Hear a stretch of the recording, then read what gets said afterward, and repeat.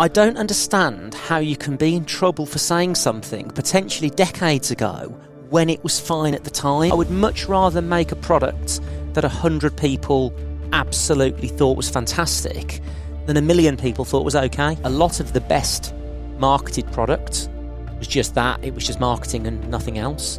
And then there was a lot of very great, effective product, and it was kind of badly marketed. And we thought, actually, why can't we make a really effective product that's well marketed? At the end of the day, what you put your name to defines you. You can't enjoy the free stuff. You'll never enjoy the expensive stuff. And it's lonely being an entrepreneur. It's lonely starting a business. It's lonely being a CEO. If you can create something that other people care about as well, I think you're onto something really special.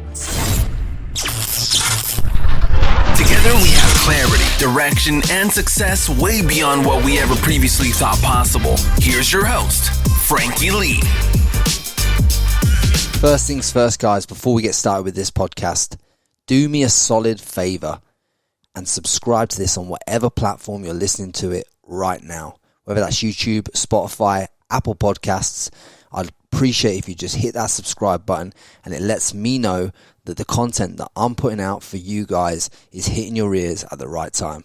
Much love. This podcast is sponsored by contentremoval.com. So whether you're looking to remove any images, videos, search results, fake Instagram accounts, get in touch with us at contentremoval.com. Welcome back to the Frankie Lee podcast. Today, guys, we have a legend that has gone on to found a company that has outranked one of the highest selling chocolate bars in the UK, the Mars Bar. The man himself, the man who founded Grenade, Mr. Al Barratt. Welcome to your cinema. Welcome to my house.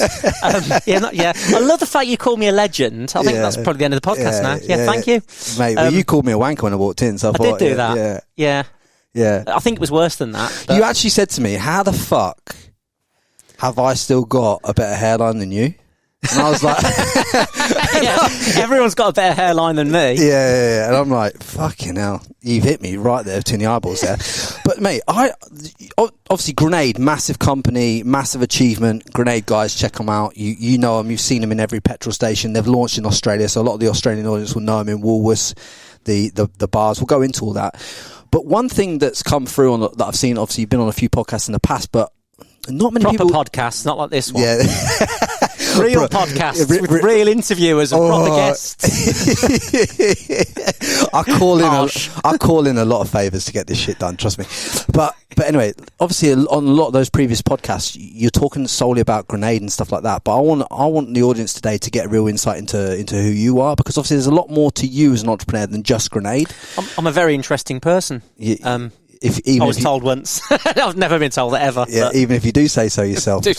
But I'm a legend in my own lunch hour. Obviously, give us, in terms of your entrepreneurial journey, like where did it kind of start for you? Because I know you had a brand in the kind of fitness space that you built up and sold before Grenade that not many people know about. Yeah, go back probably further back than that if you like. In the sense I've probably been an entrepreneur since I was 11. So I think when I was probably 11, no one really knew what an entrepreneur was, and I certainly didn't. But my dad was a heavy goods vehicle mechanic, and he used to do some work on like Mr. Kipling lorries and Cadbury's lorries and stuff like that. He used to do servicing and MOTs. And I would go and help him on a Saturday morning, which I hated because I don't like getting dirty. And I love cars and planes and toys and stuff like that, but I've got no interest in how they work. I'm just not mechanically minded. So I used to go and help on a Saturday morning, and in the back of all these vans and lorries, there'd be like cakes that were sort of short dated or potentially going out a date, and then the drivers would say, "Oh yeah, just help yourself," because no one knows what's in the back of there. And so I just get all these free cakes, and you get quite bored of eating them quite quickly. And I wasn't training at that point, but I used to take them to school and sell them at school. So when I was 11, I was getting all this free stuff, and the margin's quite good when you get it for free. So I could afford to undercut everyone in the country. So I was selling like these cakes 15p each, 2 for 25. And then I got caught selling them in the playground. Was it the playground then? Probably. And the teachers kind of marched me to like the the headmaster's office. And then my parents got called, and they said, "We don't know where to congratulate him or expel him," basically. And they said, "You're either going to be a multimillionaire or you're going to go to jail." And anyway, I learnt back then that probably personality gets you a long way. And I did a deal whereby I would sell cakes in the school, but the teachers would have first refusal if I went around the staff room first and gave them first pick of what the stock that I'd procured that week. You could never get away with that now because they're too onto you. So. Yeah, do you know what? I'm wondering at what point. I said this actually to Tom today, my MD. I said, like, you know, times change and probably people don't necessarily change. And I wonder at what point I'm going to be a bit of a dinosaur and, I can't get away with things any longer because I'm either just too politically incorrect or just because I just misjudged the situation. We've gone into an era out of like cancel culture where everyone's getting cancelled for everything, aren't they? You can't really say much without someone 10 years later saying you shouldn't have said that then. This is the problem. I don't understand. Yeah, don't get me started on this. I don't understand how you can be in trouble for saying something potentially decades ago when it was fine at the time. Some things pop up, not with me, but like, you know, with friends of mine, and they've got in trouble for something I've said 20 years ago. But you think, but that wasn't okay at the time. So I can understand why that's kind of come back to bite them. But there's a lot of examples where, something was... I mean, again, if you probably take, smoking used to be glamorised.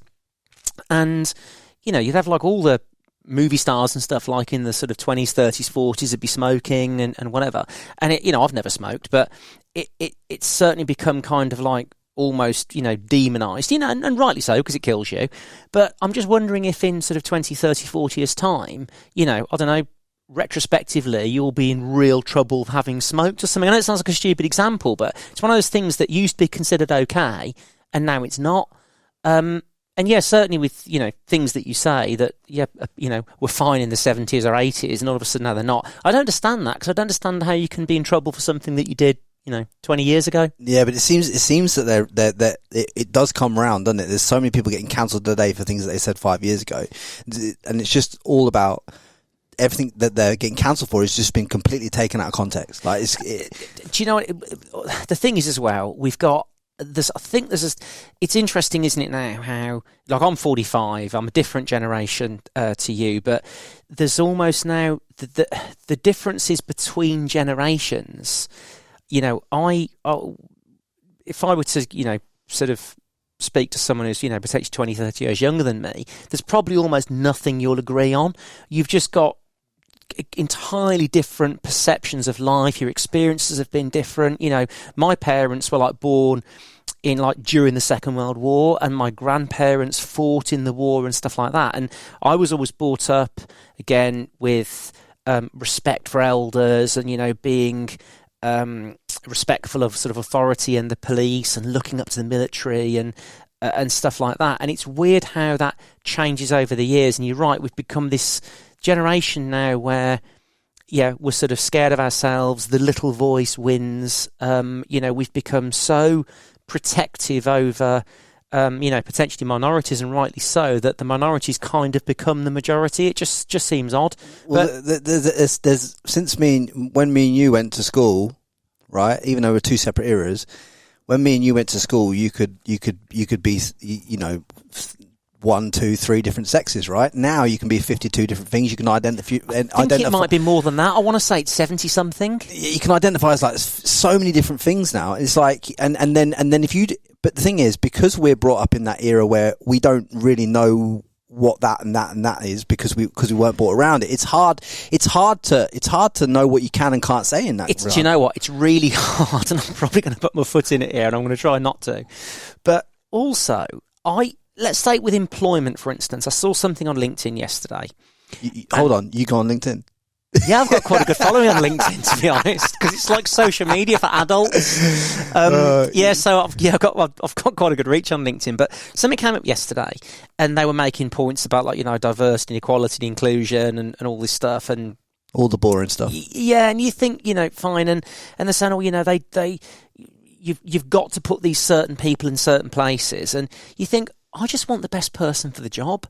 I don't care if they're male, female, they're straight, gay. I just want the best person for the job. And I think now you get a lot of stuff pop up, and we've seen this a bit, say, within the military. Well, a woman has to have that job. Why? Because she's a woman. Okay, well, can she do the job? Because, you just want the best person. If it's a woman, then great. If it's a man, great, but there just seems to be an awful lot of pressure now, where almost if you're a middle-aged white male, you're almost not going to get a job anywhere. Have you found that hard in Grenade as a business? To kind of do you kind of have to meet a diversity quota when you start to grow a major brand like that? Yeah, it gets talked about a lot, but honestly, no, because I've done what we said, where I've just always employed the best people for the job. If somebody wants to identify as a toaster, fine. Does it affect their ability to do the job? No. So I've just always employed sort of mini extensions of me, people of likes. Frankly, I've employed people who were almost unemployable because I'm unemployable, and I've employed people who probably almost couldn't get a job anywhere else because they're so sort of off the spectrum bonkers. They've actually been brilliant for us. So, we've probably handled it quite well, I think. But I think, just like I said, just get people you like who, want to work hard, want to make a difference. Who you think can do the job. And it's a two-way street. The ability to do the job is only half what you need. The other half is you want that cultural fit. You can have someone who's brilliant at the job, but you just doesn't gel. You can have someone who's a fantastic personality that you love and they can't do the job. So it's a 50-50 thing. And also, you're kind of getting married. Yeah, we're employing someone, but you spend a lot of time at work, so we want people to enjoy it, be themselves. I just love it when people are themselves at work. I love to see people laughing, taking the mickey, loads of banter, making great product that people love. I just think there are no losers in that. Yeah. I think if you have to be someone else at work, and I guess maybe that's where all this cancel culture's come from and diversity inclusion, where for decades people haven't been able to be themselves at work, which is a shame, and they have to kind of put a mask on, go to work, and then they can be themselves at home. Yeah, that's a shame. So maybe that's where all this has come from, and rightly so. But no, we've never found it a problem at all. We've just always had that kind of family and worked hard, and if one does well, we all do well. Yeah, the thing is with Grenade as well, it's such like a viral brand in terms of like the way that you hacked marketing in the early days with the tank and the aggressive bottles. Like look at this, because we had no money. This is what so we had to make it stand out. Mate, that would have cost a fortune to develop that. Do you know what as well? You probably couldn't do that nowadays. Funnily enough, this is one of those things that's kind of popping up every now and again. And for those of you listening on Spotify and Apple, we're looking at the original Grenade. See, this was your first product, right? Yep. This was your first product. This is still the number one selling fat burner in the UK. The number one selling fat burner in the UK. But you went a little bit different with it because you made it really stand out on the shelf by creating this what can only be described obviously as a Grenade bottle that obviously stands out when you look at it on the shelf. It completely differentiated you from like Jack 3D and all these other type of products back in the day. That which have all come and gone. So and we're still here, and I think there's a number of reasons for that. One of which is we've always made extremely effective products. We've always had good fun. We've never taken ourselves seriously, but we've made serious product for serious people. And yeah, you're right. When we first launched this product, we already had the name Grenade, but we didn't just want to stick it on some generic white bottle that looked the same as everyone else, because we thought we could make this sort of quite big worldwide, and subsequently we have. The name Grenade works in every country around the world, and also that a Grenade bottle looks the same in every country around the world. And when we did it, some people loved it, some people hated it. People overwhelmingly loved it, which is great because you want people to have an opinion. I would much rather make a product that 100 people absolutely thought was fantastic than 1 million people thought was okay. So, and if no one hates you, no one can love you. So we've always just been sort of these hopefully fairly likeable entrepreneurs who've just made really good products, as I said, not taken ourselves seriously, and put ourselves out there as a brand that we want people to have an opinion about. And if people don't like us, it's absolutely fine. But you won't find anyone, and I've actually never had this in sort of 12 years. No one can bash us for the product that we do. Where did you learn? Obviously, you were very disruptive in your early entrepreneurial days with Grenade. But where did you learn that foundational footprint to be disruptive? I think it's just me, because brands are an extension of their founders. You know, and the guys that founded Red Bull like Formula One, which is why they've ended up having a Red Bull race team. If they didn't like motor racing, they would never have had Red Bull racing. So, you know, you always, when you start a business, you can kind of do what you like. So you do what you like, if that makes sense. You know, you'll grow. So I've always been interested in the military, still am. So, and I was interested in fitness. So I just combined the two. And then, as I said, I've been sort of fairly disruptive, fairly unemployable. You know, to be fair, when I was at school, I thought there was something wrong with me. I've just got this. Don't answer that. But I just can't help but break the rules. We went in, so it was her first day at Mondelez today at Cadbury HQ, because we're doing our induction day, because Grenade's moving to Bourneville. And you've got this amazing campus there. Thousands of people work there, and it's got so much history because, as you know, it's where Cadbury was born, and it's like one of my favourite brands. And there was this note that went around this morning that we couldn't wear shorts, and I immediately want to wear shorts. I just can't help it. But I don't want to be. I want to be disruptive, but not disrespectful. And in the end, it was fine, and you know, we were allowed to wear shorts. I don't quite know where it sort of how it got through to me. Things get filtered when they reach me, and I think the story, it's like Chinese whispers. And it probably got passed through 50 different people, and by the time it got to me, we weren't allowed to wear shorts. But you know, that's a good example where, you know, you've probably got sort of the... I think it's very English as well. When you get told as an English person, you can't do this, an English person will be like, fuck that, I'm doing it then. Well, so one of my earliest memories, when I was about 6, I used to go down to the south coast quite a lot, and my dad had a little boat. It was tiny. It was like 14 feet, this little boat. And we used to go out into Poole Harbour, which is like the second largest natural harbour in the world, behind Sydney. So it's quite big and it's quite deep. And we're out on Dad's boat, and I'm probably 6, I would say. And there was there's a bung in the back of sort of most boats that obviously is supposed to let water out, but it also lets water in. And of course, I've pulled this bung out, and there's water like pissing in the boat. And Mum's like panicking, trying to bail water and plug this gap and all this. Dad's going bonkers, and of course, I think it's quite funny. And I'm sort of dangling this like bung over the side of the boat. And I said, oh, look what I found. And Dad said, you didn't find it. It wasn't lost. And I'm like, dangling it over the side of the boat. And he's like, don't you dare. And I just dropped it. And it was just really odd. It's just where my mind thinks. As soon as someone says, you can't do that, I just think, oh, why not? Not with like really dangerous stuff like jumping off cliffs and things like that, but other things, just think, why can't you? With hindsight, he was right. It wasn't a great thing to do, but I dropped it. My sister had to jump in and get it. And look, we're still alive. But weirdly, I took that out in my boat about 2 months ago, and he pulled the bung out for a joke. Yeah, got me back like 40 years later. It's amazing how they never forget. They'd never forget anything. Yeah, he wouldn't forget that, because he died in the middle of Poole Harbour, so he probably wasn't going to forget that. I was a horrible child. Yeah, that just you've always broke the mold with all that kind of stuff. I just can't help it, and I think, to be fair as well, I don't think I've ever really got into trouble for it, because, you know, that's where I come back to this sort of being disruptive, not disrespectful. Weirdly, I never brought any trouble to my parents' door. I always worked hard. You know, I did things differently. I did lots of things they didn't like. They didn't like me going to the gym when I was 14, 15 years old, because I was bunking off school to go to the gym. You know, they thought I was wasting my life with that. And from their perspective at the time, I can understand why they thought that. They were wrong. Which I've reminded them of. But I think, you know, I probably would have gone on, and I don't class myself as successful, but I think no matter what I've done, I'd have just made the most out of it. Why don't you class yourself as successful? Because I think success is all relative, and the problem is with measuring, say, success, and especially with stuff as well, is because I know lots of people say who, you know, have got a lot more stuff than I've got, and I think they're successful, you know, and they don't. So I think the minute you probably class yourself as successful, I think then that's probably it, you've peaked. And I like the fact that you can always go on to do more things, do bigger things. And to me, being successful is kind of being happy and healthy.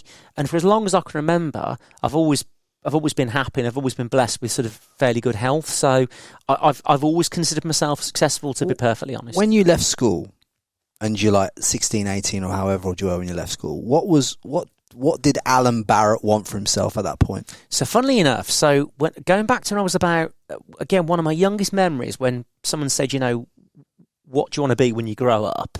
There were three things. I wanted to be a policeman, which actually I tried to do when I was 18, and my eyes weren't good enough. I've had laser eye surgery since, but I didn't pass Snellen's test because I was short-sighted, so I couldn't be a policeman.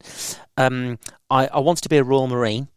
When I was about 12, so I wanted to go and join the military. And subsequently, lots of people think I was in the military, and I get asked this regularly. I've got lots and lots of friends in special forces and stuff, and they say, "Are you ever in the military?" And I always say, "No, too lethal."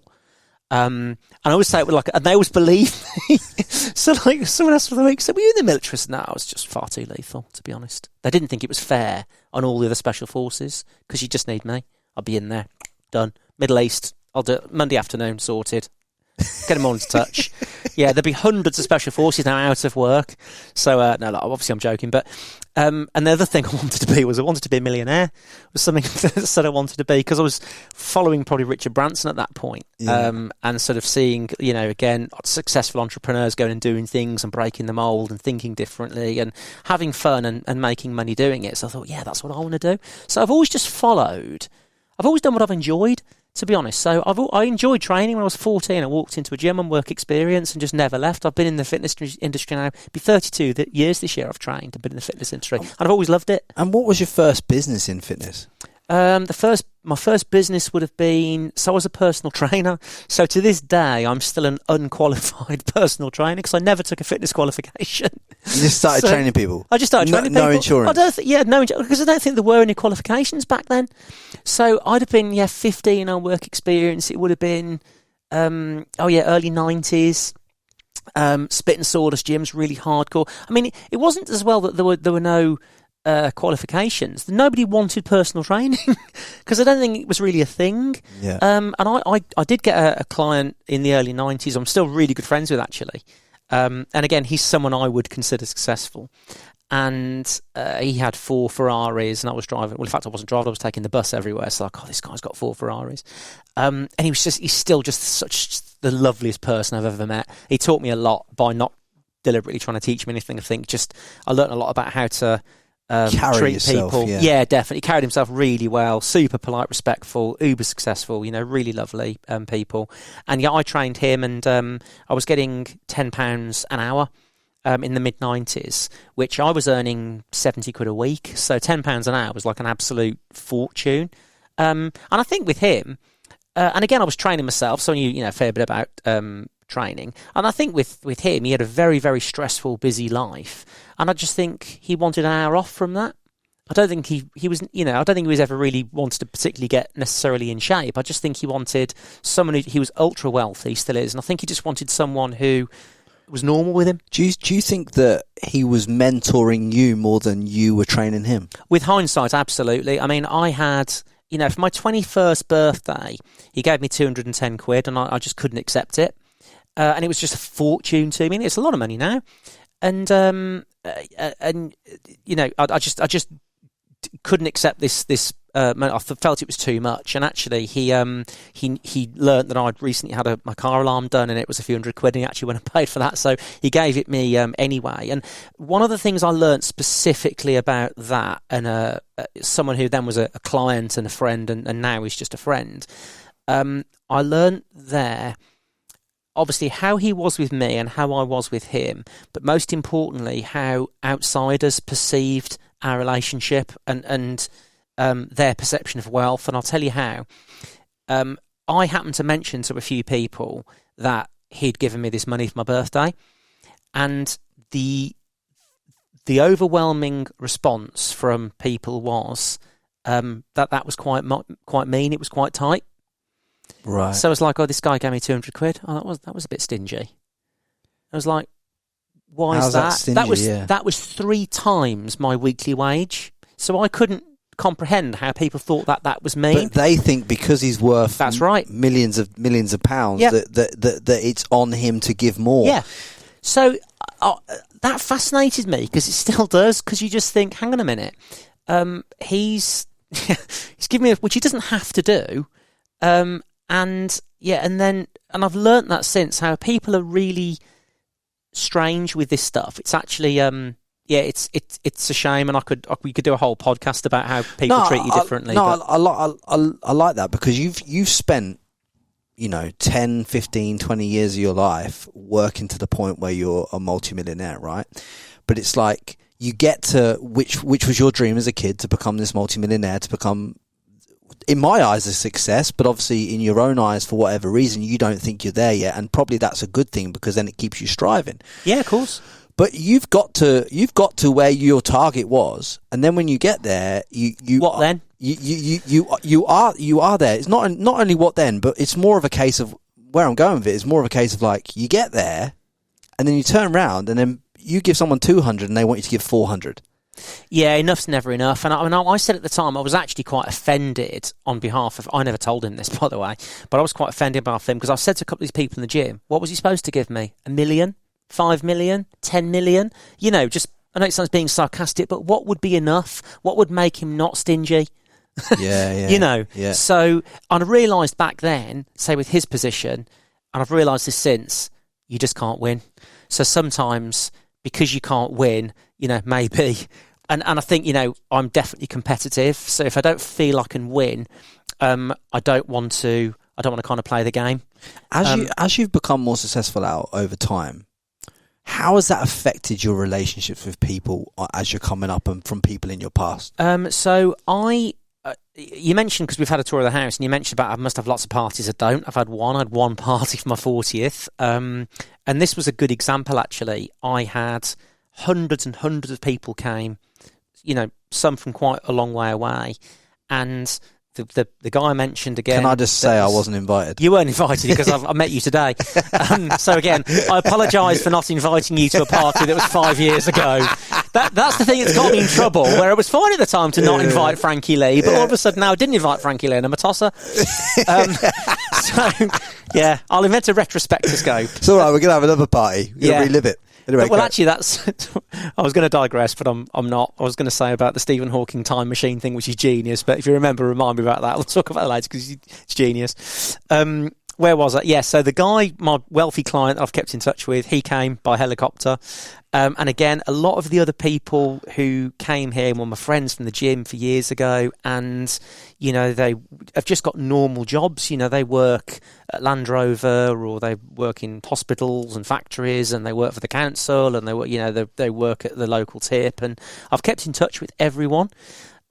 Because my friends then are my friends now, and of course super busy, everyone's busy, don't see them that much, but yeah, I've never lost a friend I wanted to keep, and actually everyone said, to be fair, oh, you've not changed, and that's it. Good. I hope I haven't changed. I don't really want to change. I quite like me, in that sense. So I think I want to surround myself with people that I really like, I trust, and I respect. I don't care what they've got or haven't got.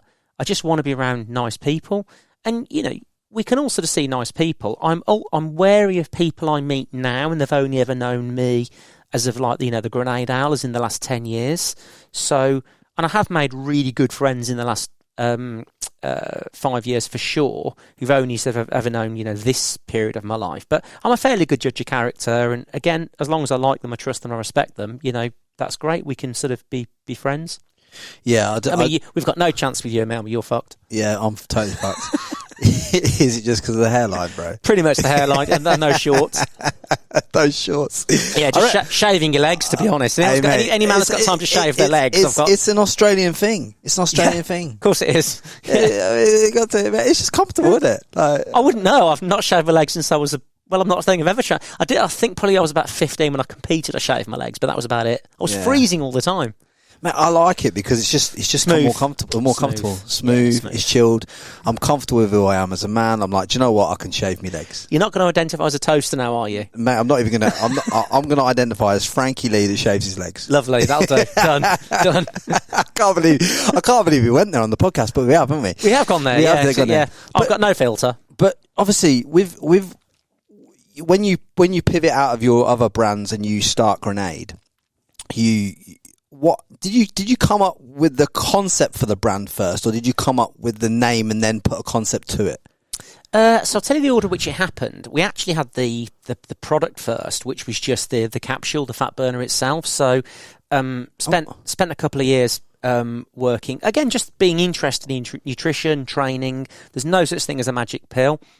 There wasn't then, there isn't now. But did you start making that pill, as in these pills? Do you start making them because you wanted them personally? Is that how you? Is it because pretty much? Because there's a lot of people out there, Al, that are starting brands all the time that they're doing to start to make money. And I think the best brands, like what you've built with Grenade and everything, and other brands that I've had on, like the branders, they've made it because they have a genuine interest in it making something for themselves, quite selfishly. Yeah, and I think they're the best brands, to be perfectly honest. I think you can potentially have three types of brand. I'm in the fitness industry, and I have been all my life, and I probably will be the rest of my life.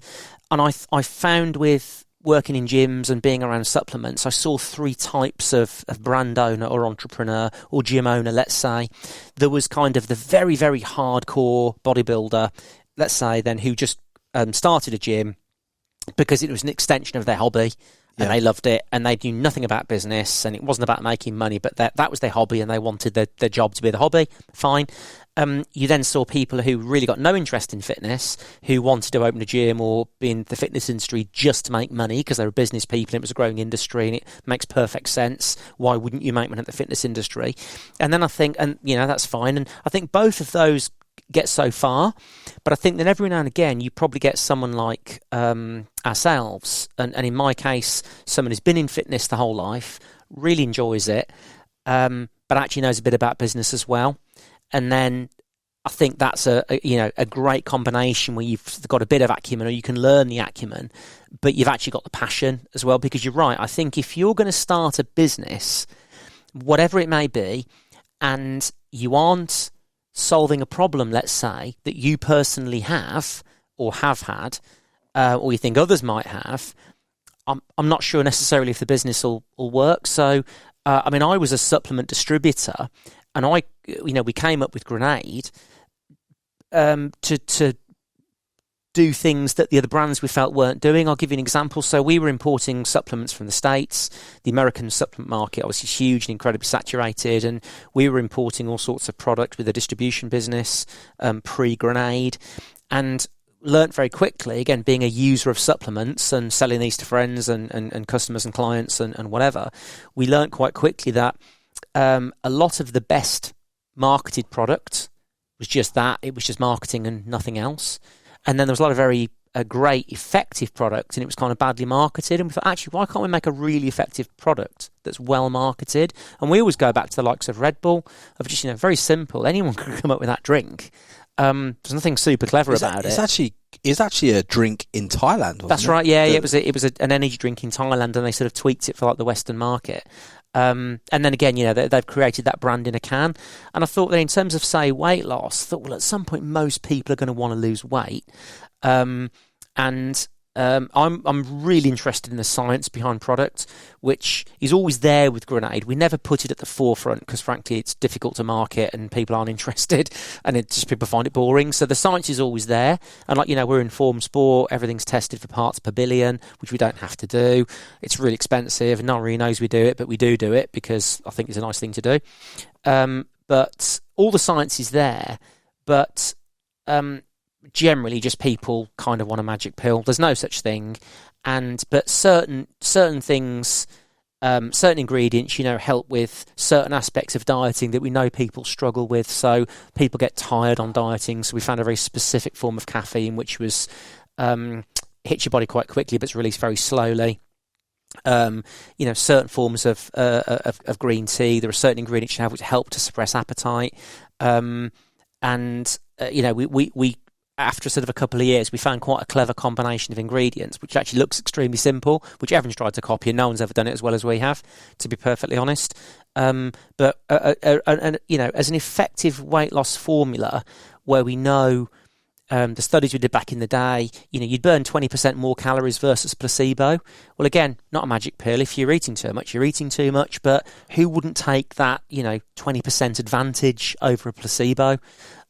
So developed it, and we thought this is a really good formula. But we sat on it for a couple of years because we didn't know what to do.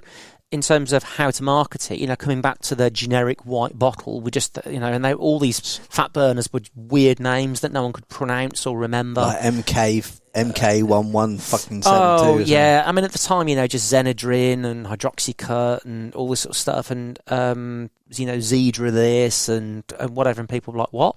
And they had a lot of naughties in them as well, didn't they? There was a lot of ephedrine in a lot of them. Yeah, so that was something again which back in the day, specifically with Ma Huang, it was legal. So we never had that with Grenade, but it was legal at the time, especially in the US. And our American version back in the day had Yohimbein, but which was never allowed in Europe, so we never had a European version. But yeah, you're right. We wanted to make sure we had the most effective product in each territory, and this was stuff that, back in the day, got in the late 80s, early 90s. I mean, in fact, even in many states now, ephedrine's perfectly legal in the US. It's obviously not legal over here, but, this is what you're competing with.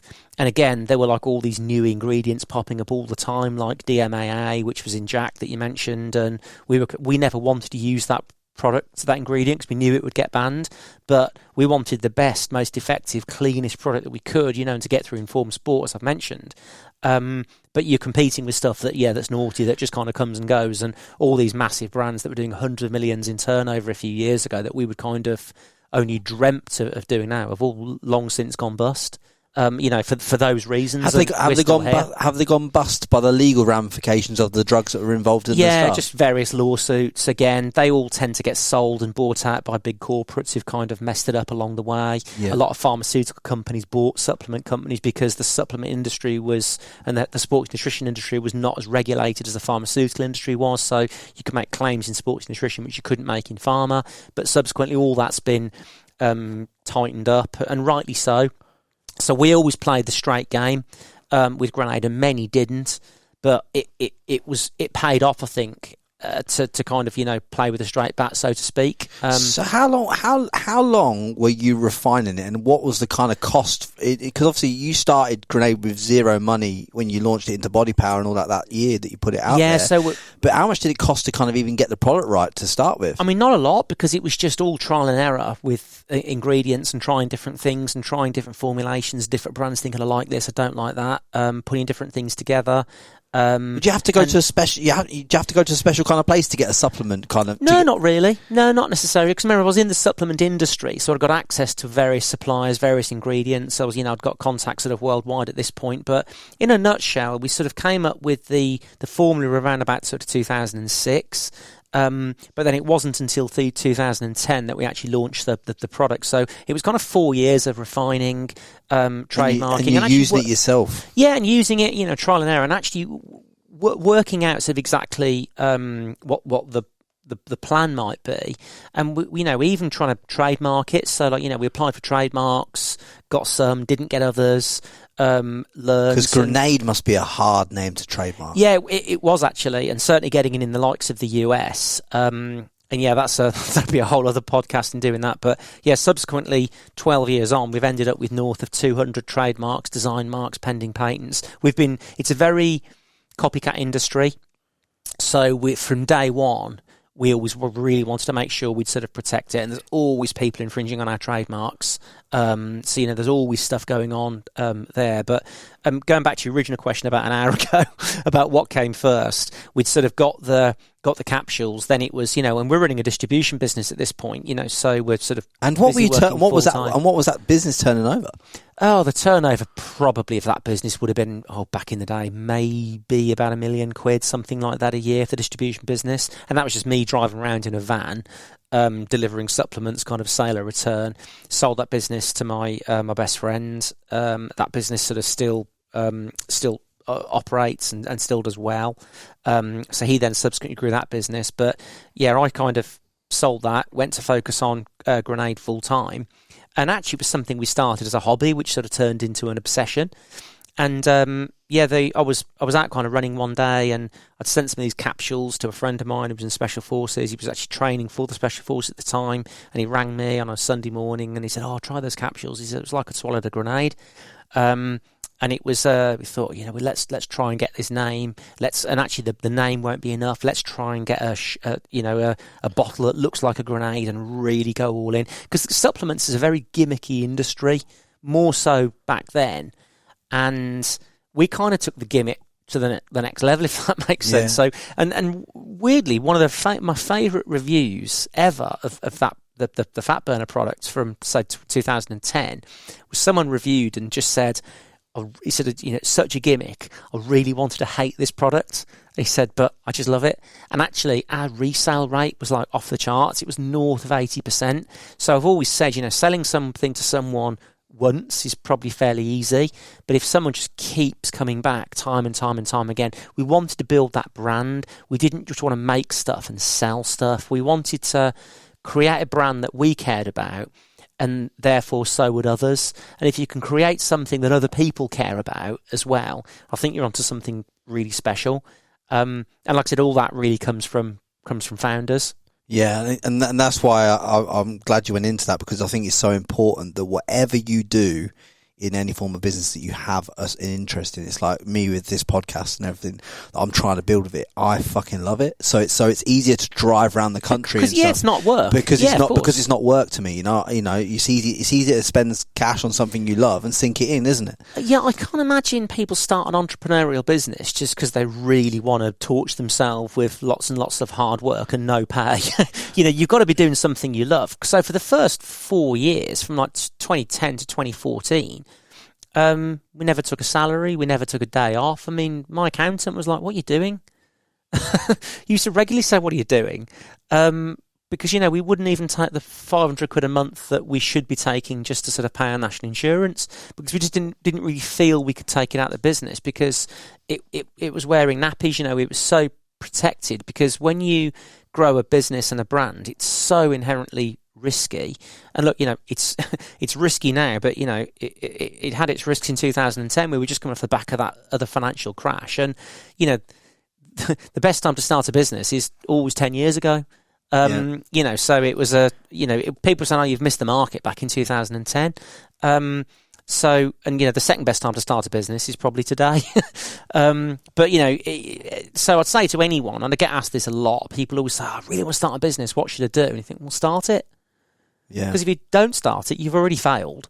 Because the people are scared of failing. Is that what holds most people back? Yeah, they're scared of failure, and ultimately, failure's your friend. So as long as you realise quickly, if you've got a long drawn out failure, and you don't pick up on the failure, then it's a disaster. But what was your biggest failure? Oh, my biggest failure. Let's have a think. I mean, I've always learned from failure, so I've never considered them to be failures. But in that moment, it felt like one to you, like a real big kick in the teeth. Yeah, we've always turned them around, but we'd have things like, say, we'd have had an issue with capsules at one point where we had capsules that were cracking, and we'd made millions of them.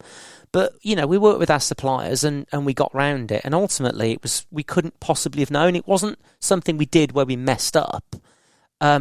We launched a product called Black Ops. We made the capsule black. Generally, you don't get black capsules. And we thought it was quite good to kind of have... Was that the black grenade? Yeah, the black one, yeah. So the, kind of the more intense, shorter version of the thermodetonator as such. And but what we learned there was the reason most people don't have black capsules is because you need a higher moisture content, because they dry out, and then they dry out and they crack. So we didn't know that, so we learnt it, and then, you move on. Was it a failure? Like I said, I don't think we could possibly have known that.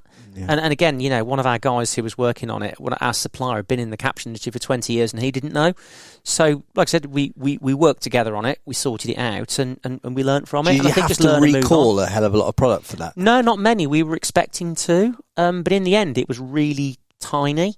And I think a lot of the stuff that happens now, like at the minute, we're facing monstrous inflation, but we can't do anything about it. So if it was something we could fix, we'd go and fix it.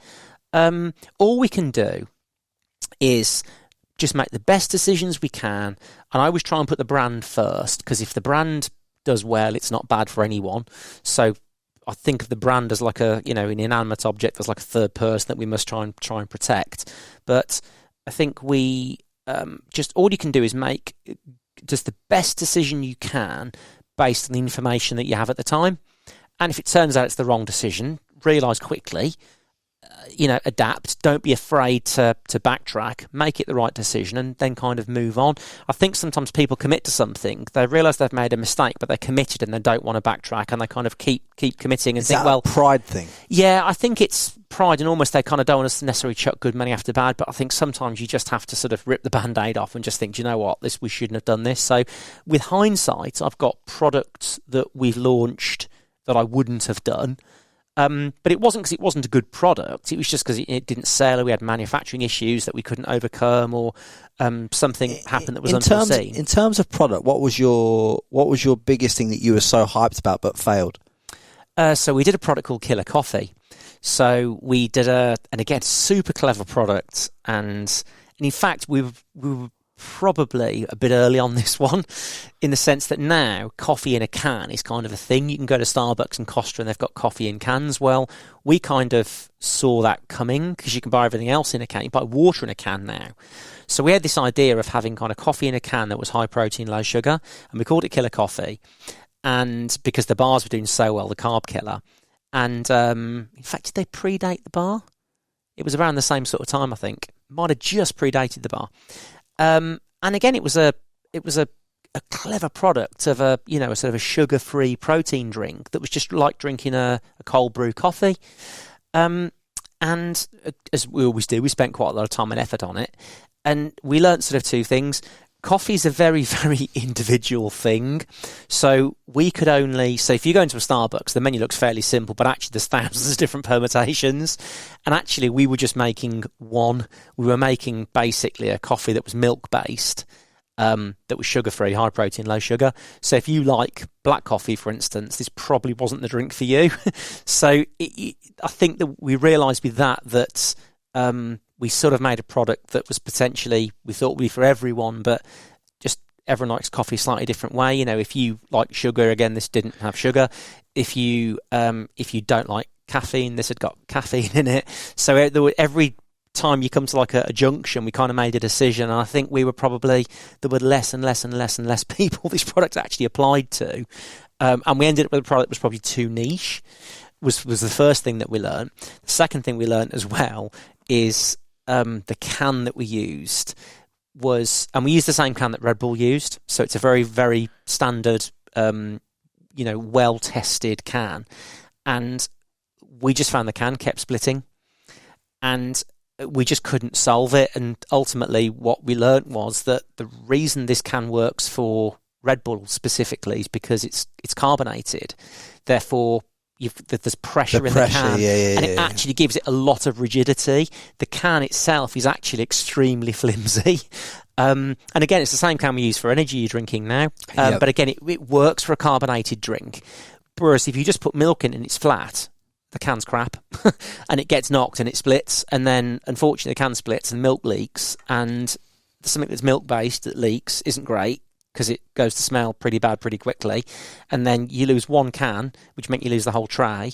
Then when you lost the whole tray, you've sort of lost the whole layer of the pallet, and then you've almost lost the whole pallet. And when you've lost one pallet of a delivery of 30 pallets, you've kind of lost the whole delivery. So the amount of times we had product going into a supermarket, 30 pallets worth, and one can split, and they rejected the whole order.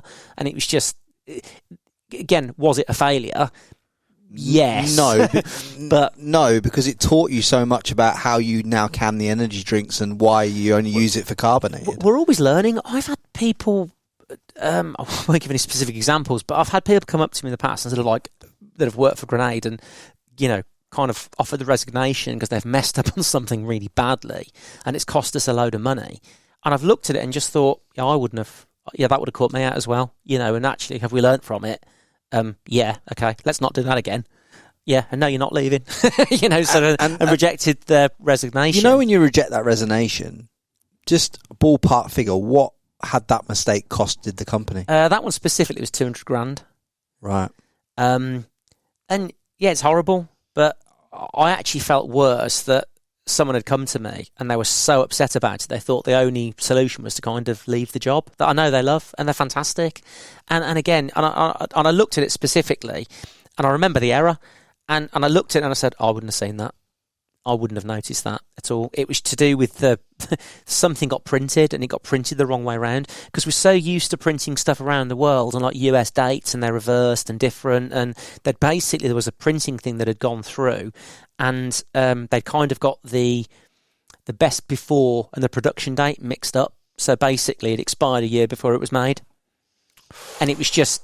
And how many like cans or bars have been labelled like that? A lot. Yes, 200,000 quid's worth. So a lot. When something like that happens, and obviously it costs you £200, what do you do with the product then once you've got it made? Can you rewrap it, or sometimes we do. To be fair, again, it's something that's incredibly rare. Stuff happens you can't control. I'll give you another example. So because I'm looking at that can of energy. We launched Energy at the start of 2020. Big campaign. Been working on the product for quite a while. We'd actually wanted to do a functional energy drink for at least 10 years. The first prototype can we had for Energy I've still got, and it's 2012. And I'd always wanted to do a functional energy drink, because we've talking about the likes of Red Bull, which are all amazing brands I look up to, but I don't consider that a functional drink. We've become famous really for that protein bar, which for me is a functional chocolate bar. It tastes as good as a chocolate bar, but it's high protein, low sugar. It's just got functional benefit. Whereas a chocolate bar is very nice, but there's no functional benefit. You're not having it for recovery or whatever. You're not getting the protein content out of it. So I think if we can disrupt the confectionery market and make a functional chocolate bar effectively, I think we can probably disrupt the energy market and make a more functional energy drink. And lots of people are trying. So, will it work? Who knows? We're having good fun doing it. But we came up with the launch. Again, we got big retailers behind it. Tesco put in a big order and whatever. We got front of store, in the meal deal section. So, ticking all the boxes that you dream of to launch a drink. It was due to be launched in, I think it would have been sort of July of 2020. And, of course, COVID hit in the March. And again, what was at the front of store in January 2020, which was meal deals and energy drinks and stuff like that, wasn't at the front of store come July. Yeah. It was toilet roll and hand sanitizer, and no one's at work, so they're not doing meal deal. Well, who knew? So we end up a lot of cans. I don't remember how many it was, but it might have been 500,000 cans. And then Tesco specifically delayed the launch, and why wouldn't they? Because things had changed. But of course, we've got product we've made, and it's not getting better with time. So we just donated the whole lot to the NHS, and they were really grateful. So you just find a good home for it, basically. Yeah, and obviously on the back end of that, it's good for brand as well, because obviously now you got frontline staff who needed energy for what they were dealing with. We just took the best out of a bad situation from a bad business situation, and I will, as long as I'm CEO at Grenade, and again, even just in my personal life, I'll just try and do the right thing. We all know what the right thing is. It's not like a big mystery that people are, should confuse people. So But why do you think people? Even though, look, I agree with you, Al. We all know what the right thing is to do, and sometimes when you're trying to do the right thing, you're gonna have to take a hit on some money. Sometimes in business, we both know that, because we both took big hits before. Do you know why? Do you know why? Because integrity is expensive. Yeah, that's why. Do you know what? Integrity is incredibly expensive. I've never fucking heard that. So integrity is expensive. That is a fucking powerful statement. Yeah, that is. I won't tell you who told me that, but why? Because he's incredibly well known. Right. So and the reason that he said that statement to me was, I was on holiday a few years ago with someone extremely well known in the business community, and he wasn't himself. And I just said to him, "Are you all right? You don't seem yourself." And basically, he was having some business dealings with someone out in the Middle East, and certain things had come out in the press, and basically he wasn't sure he wanted to be in business with these people anymore. And they'd got $1 billion invested in his business, one of his businesses. And the reason he was thinking of all the people he could go to get $1 billion off that weren't these people he was currently using. And actually, he said he rang these individuals and just said, like, tell me this isn't true. And there was a pause, and he said, as soon as they paused, I knew it was true, and I just couldn't be in business with them. And I was like, I didn't know what to say, because that's a lot of money and whatever. And he just said, integrity is expensive, and I just never forgot it. But again, you see, if you can learn... I think that's one of the most powerful lessons I've ever heard dropped on this podcast. I really do. Like, that is when you... it's quite a low bar, to be honest, Frankie, so... Mate, I'm fucking serious, Al. Like, you think that's just a few words, but to me, that's made a profound impact on when you just said that, because I've never heard something so simple just punch me between the eyeballs and resonate with me so much. I know it's going to resonate a lot with the audience as well, because... integrity is expensive is so fucking simple, but the best things are simple, and it just punches people. It just punches people. When you said it, it just punched, mate. It's phenomenal. And I think I know who you're talking about. But like, at the end of the day, when you've got your what you put your name to defines you. Oh yeah, definitely. Yeah, without a shadow of a doubt. And like I said, look, I'm competitive because I think entrepreneurs are. And I'm either going to give it my absolute all, or I'm just not going to bother. I've just got no halfway house. For me, everything's black or white. There is no grey. And for me, if I'm really going to go for something, there'll be. I mean, if we go back to say the early days of Grenade, I founded it with Jules, my wife at the time, and we both got this mindset where no one was going to be working harder than we were. No one was going to have a better brand. No one was going to sample more. No one was going to have a better product. If we failed, we could always turn around and go, do you know what? We gave that everything we'd got, because, it was at one stage we were down to sort of 27 quid. We thought we'd lost the house, and £27. Oh, 27 quid we got, yeah, down to, and we were like, God, what do we do if we lose the house? And we just said, if we lose the house, and as long as we're together, as long as we're together, we'd go and live anywhere, wherever it would be, and we'd go and dig holes.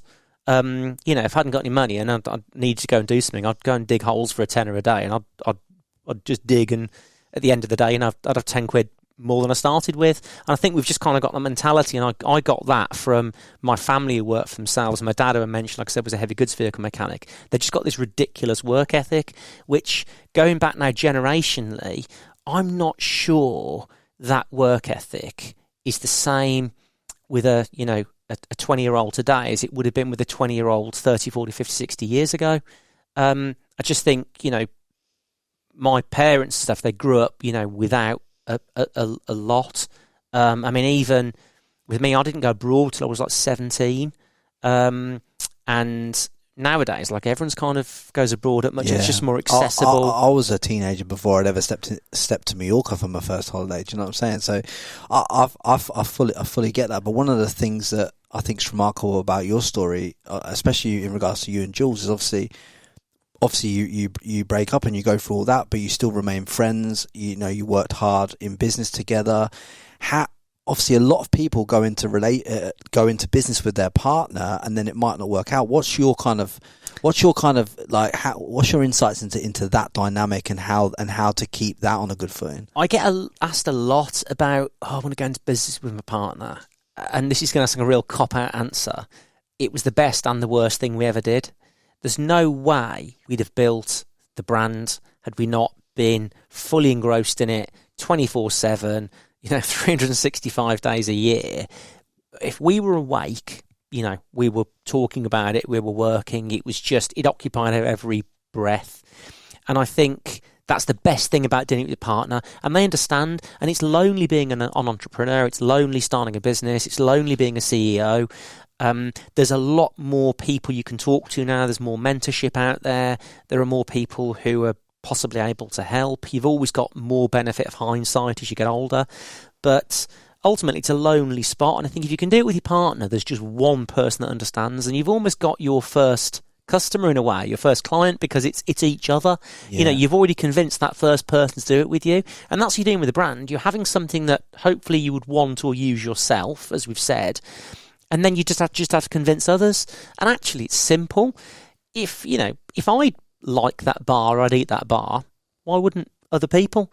It's a simple thing, and I think people really overcomplicate business. So, in one hand, it was fantastic, doing it with my wife. But on the other hand, then there's no marriage anymore. There's no relationship. You are business partners, and we found ourselves just every night talking about work, moaning about someone at work, moaning what they'd done, blah blah. And it was kind of, you sort of getting this bit of a doom loop potentially. You went from being in a relationship to just being business partners, but it probably happened at 1% daily over a long time. That's right. Yeah. But then, which has allowed you've got obviously amicable and all that stuff, and it's real good now. Like in terms Jules of and I are great friends, but we've always been great friends. We always will be great friends. I've got multiple businesses still with Jules, and do I regret what we did? Absolutely not. I'll do it all again. But yeah, the flip side is I wish we'd probably had a business relationship and the brand, and then made a bit of time for ourselves. That was probably a mistake. Maybe that was a failure that we didn't do. But the problem is, but it can't be a failure, because now you're probably both happy with other partners and doing other stuff. So it's worked out for the best for everyone. Yeah, well, I think so. I mean, the problem with, say, having a brand as well, that's a brand is never finished. So, and that's why I wanted to have a brand, because we were talking earlier about being successful. Well, to be successful, you've kind of got to get somewhere, and I'm not there yet, because I don't know where there is. And I quite like having a brand in the sense that it's never finished. It always evolves and develops, and you'll have highs and lows and stuff like that. But as we went around the world, there wasn't a country that we'd go to where we didn't have distribution there, or retail there. I mean, you could be in the most random parts of Canada, really in the middle of nowhere, and we go to a product and go to a store and our product's there. So it was like we just couldn't ever get away from it. Yeah. We were in 135 countries at one point, which in one hand is fantastic, but then you just, everywhere you go, you've sort of got the brand in front of you. And you got to get this distribution as well. Yeah, and I think, we never fell out of love with Grenade. I think we came close, because there comes a point then where it's become so consuming, and it's sort of such a big monster. All of you. Yeah, that you can end up having almost all that's left of you is just that brand. I guess it's a lot like having kids. You said we've never had kids, so. But I'd imagine when you've created something that you want to protect and care about and nurture, it is like having a child. So, and then ultimately we've exited the brand, which is a bit like then selling your kids in a way. So that's quite difficult as well. But you've sold different parts of business at different times. Do you remember that first time you got a big offer for a piece of your business, and what your thoughts were? Yeah, so we always thought we built the brand to exit, because although we were never bothered about the money, because we didn't have any kids, we didn't see the point of building a monstrous business, and then it kind of went nowhere. So we'd always thought we'd probably sell it. There were no real plans to, when we got approached a lot. And yeah, we learnt a lot through those journeys of doing deals and stuff as well. And again, with hindsight, there are certain deals I would have done and certain deals I wouldn't have done, but you've all just got, we're all clever with hindsight. If I came back again, I invent a retrospectoscope, I'd do certain things differently. But, we always took the option of, say, when we had money offered to us, there was money on the table, do you reject it all? Do you accept it all? I quite like the halfway house approach. So generally what we do is we probably take half and roll half. So if it was a bad deal, and, we could have had more, but we could have had less. And I've known people do. So I think I'm always fairly comfortable with how we've sort of done the deals and what we've got out of it, because I've had friends offered money for businesses and it's been in the billions. And they've had, been in the business for 4 years, been offered like 1.2 billion for it. And they've turned it down. I was like, it's a lot of money. It's a lot of money. But we can get more. How much more do you want? It's like... valuations go up and down. I think did you and Julie kind of know a kind of fit? Did you have a figure in your mind when you started in terms of what we're going to exit for? No, not really. No, we hadn't really sort of thought about. To be honest, we hadn't thought about exit. We just worked. We hadn't. It hadn't really occurred to us. We built a valuable business, and that sounds stupid. People probably don't believe me when I say that, but we were so much in the brand, we hadn't really stepped back to kind of look at the brand. And I don't think we necessarily realised what we were creating as we were creating it. Other people told us stuff that we didn't know. I'll give you an example. So after our first year of business, pretty tired, haven't had a day off, got no money, you're thinking, is this working? But you're just kind of getting up and you're committed to it because you believe in what you're doing and you're getting good feedback. But then a competitor rang us up and said, you're the number one selling fat burner in the UK now. And we didn't know that. A competitor told us. We're like, great. But the thing is, this is that thing about success and being there. Why did they ring you and tell you that for? Because everyone likes Grenade. And I think everyone likes the brand and had liked us. So you'd got competitors kind of rooting for us because they worked for... Like, I'll tell you who it was. I mean, it was Maximuscle was sold to GlaxoSmithKline probably, whenever it was, maybe about 2010, 2012, something like that. So they were kind of a competitor, but we were like, Alan Jules from Grenade, and then you've got Glaxo who were worth, tens of billions. We were competing, but we sort of weren't because that was a big corporate giant, and the people there then had sold Maximuscle and exited. So the people at GSK that kind of inherited that brand, who bought the brand, were sort of employees there, but I think they were sort of potentially, lots of people have lived vicariously through myself and Jules because they work in a corporate, but they're watching Jules and I, as the plucky entrepreneur, and, sometimes you're up, sometimes you're down. But I think lots of people would like to do that, but then don't necessarily take the leap, or they've got wives and mortgages and kids and car loans, and they can't afford to take the risk of starting a business and it failing, but they're looking at someone who is kind of running that business. And I think some of these businesses always inherently look a lot more successful than they are. We'd turn up with a tank at a show, make a big statement, but, we'd got no money in the bank. We probably were down to like, tens of pounds at that point. But on the surface of it looked like it's like, oh my God, these guys are really successful. So the sports nutrition industry is an industry, I've never known any other industry like it, where the perception is just more important than the reality for some reason. And I think that's why I just dislike social media, because the perception's one thing, but I just know the reality is different. So I've always just tried to be me. What you see is what you get. How I'm in reality is how I am on social media, which isn't probably akin to building a monstrous social media profile, but I actually don't want one. I don't really see what you achieve by having that, and it doesn't give me anything I don't have now. Yeah, I think you've put so much time and effort into the brand as well that you've kind of stepped back yourself, kind of, because the brand came first, but there's a lot of people, like you say, out there that are, it's more them than the brand.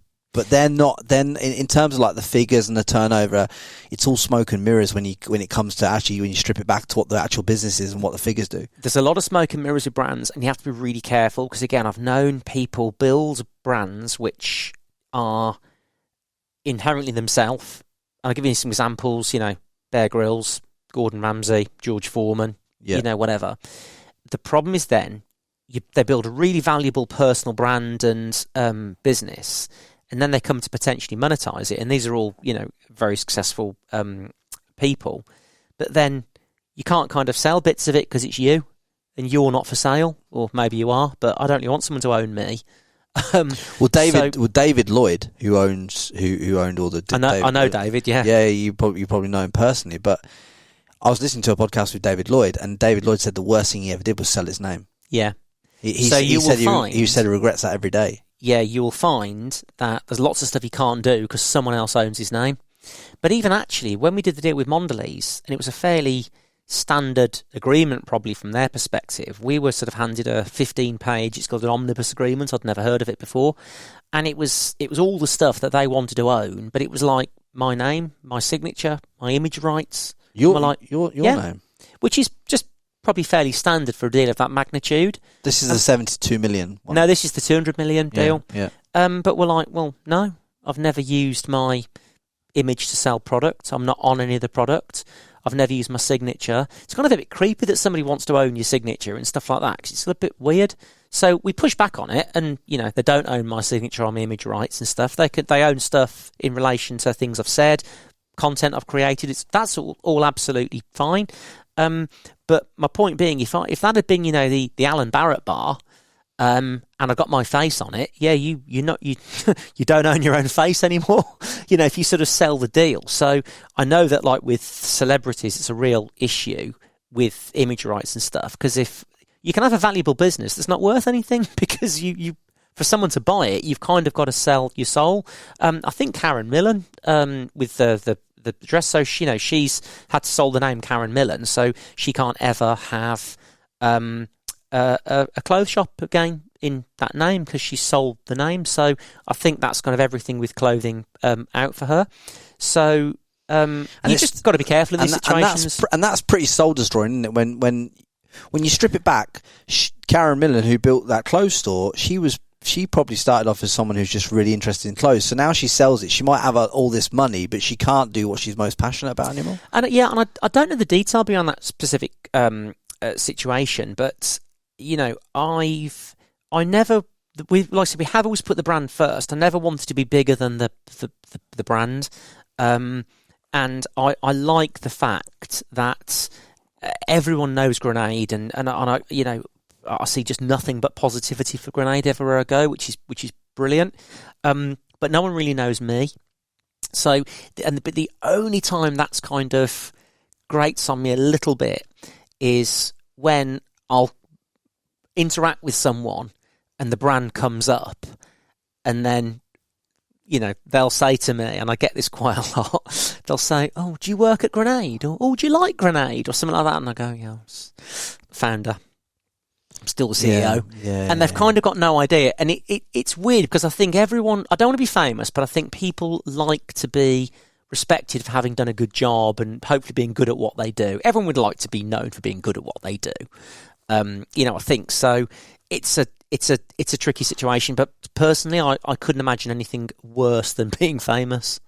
I think you are more well known for what you've done as an entrepreneur than what you give it credit for. I think you're known by the right people as well. I think from within the industry, which is quite nice. Not just within the industry. I think within business in general. And that's a lot of people that know what you've done and how you've built things. I think that's massively kudos for you for that. That's and it's nice to be. I always want to make sure. I really want to stay, grounded and humble, and that's difficult. And I have my moments.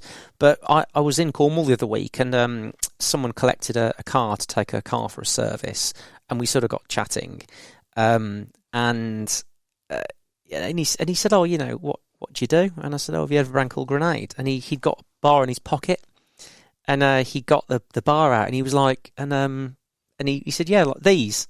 And I said, "Yeah," and he said, "What do you do?" I said, "Oh, I invented that," and stuff. And he's like, he was so excited. And then we sort of get chatting, and this is guy, delivering cars for a living. And I said, "Oh, come in, and I've got a little personal stash." And I said, "Oh, this is some new stuff that we might never launch. I'll try that. Have you had one of these? Yeah, try that," and stuff. Because I'm passionate about it, so I like, sharing the story.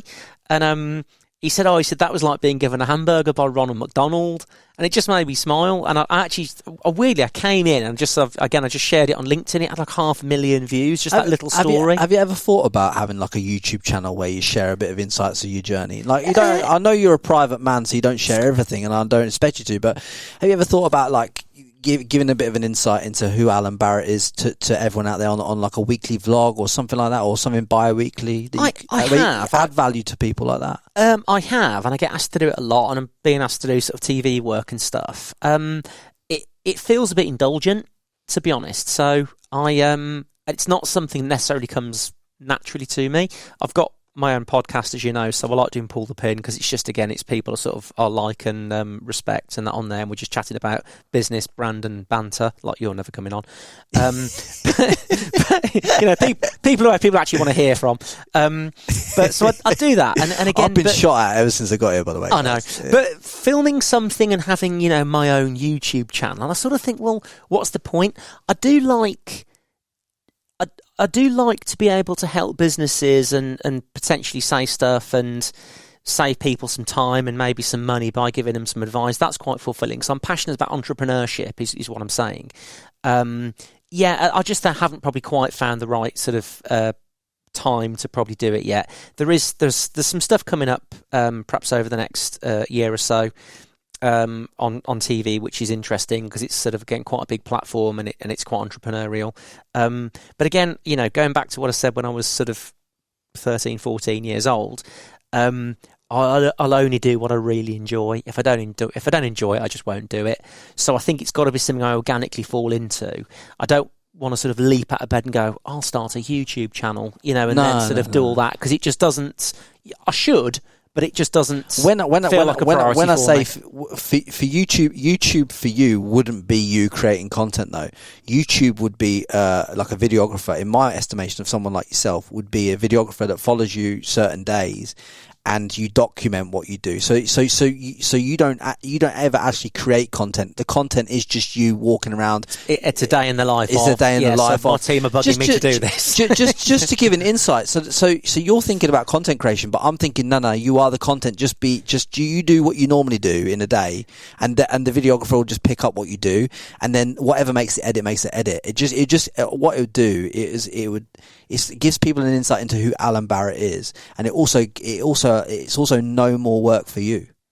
Yeah, no, you're spot on, and we probably will do elements of this. I think, again, where I struggle a bit is, again, I've got lots of nice things, and I'm privileged in the fact I get to do lots of nice stuff, and I'm certainly not going to spend the rest of my life apologising for having worked hard, but I'm careful about what I share because I never want to come across as crass. So I always try and do it in the right way. And I learnt years ago that, and I learnt this actually with this client I mentioned I was training at the time, about being wealthy in his position and how you conduct yourself.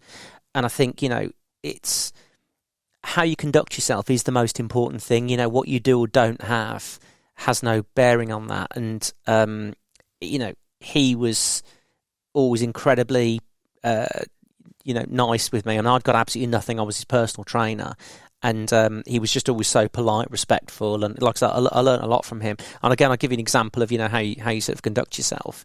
On one of the occasions, he'd got 4 Ferraris, and there was a new Ferrari coming out, and his Ferraris were notoriously unreliable because he didn't drive them much, and his car wouldn't start. And I picked him up from his house, took him to the gym, we trained. And on the way back home, he said, "Do you mind if we just drop into the Ferrari dealership? There's a new car coming out I would like to have a look at." And I said, yeah, no problem at all. So there's me. I'm 17 years old, driving a Fiat Panda, earning 70 quid a week, and I'm going Ferrari shopping, with this guy. This is amazing. So, I'm sort of dressed like me, and he's got like a shell suit on. It might have been a Lacoste shell suit, but a shell suit nonetheless. This is the early 90s. We go into a Ferrari dealership, and this guy comes over, and the salesman says, if you want to look at the cars, gents, you'll have to stand outside and look through the window. And that probably wouldn't happen now. And I was like, didn't know what to say or where to look, and I sort of looked at my client, and he was just brilliant. He just kind of ignored the guy, and he sort of made eye contact with someone at the back of the showroom that knew him because he bought a lot of Ferraris, and just said, "Hi, John, can I get 2 of these, please? And I don't want him to serve me." Like that. And it was just and I just thought, boom, brilliant. And it sort of made him look like a bit of a cock, but it wasn't. The salesman ultimately was incredibly rude. He made a judgment because we walked in and were fairly scruffy, and he dropped £500,000 on 2 cars there and then.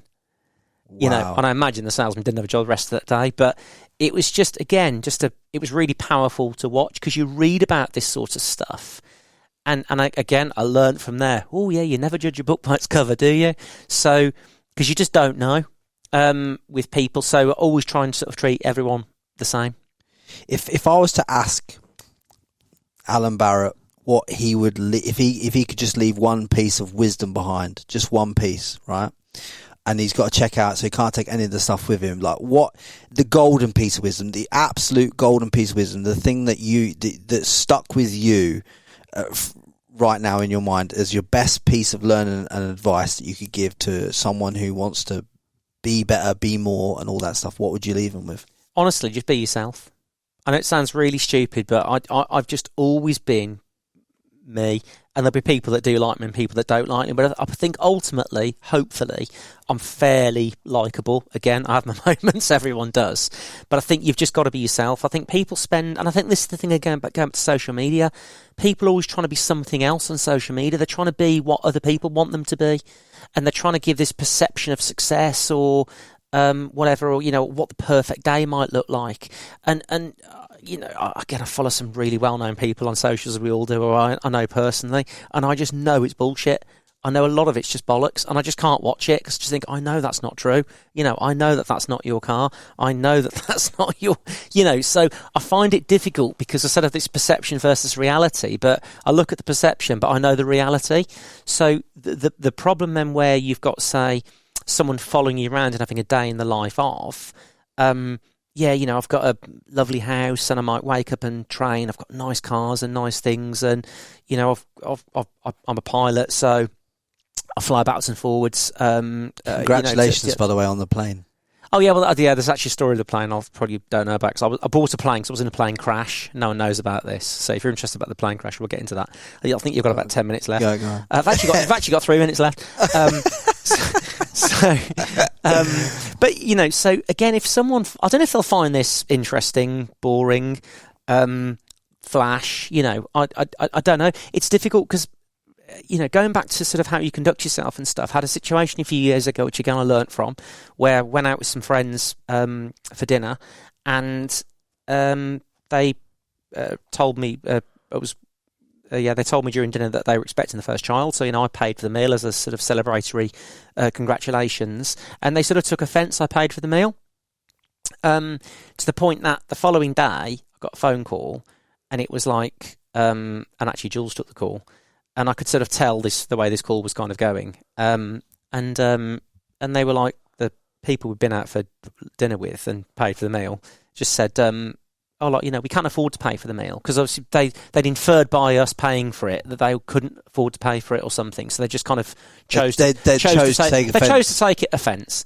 And this is, where we start in the podcast, where I think some people nowadays just wake up offended for whatever reason, and then they just spend all day looking for what it is that's offended them, in which case they've been bought a meal and they were offended.